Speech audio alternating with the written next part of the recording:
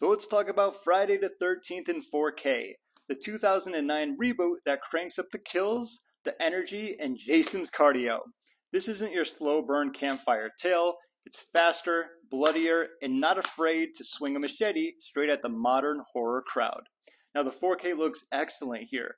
Arrow really flexed on this release. The darker tones hit hard, the shadows actually feel menacing, and the detail makes Crystal Lake way too real for comfort.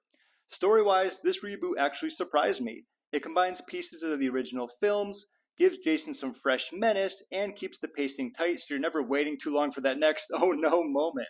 It's slick, stylish, and brutal in all the right ways. And between you and me, this is my actually favorite Jason movie in the series.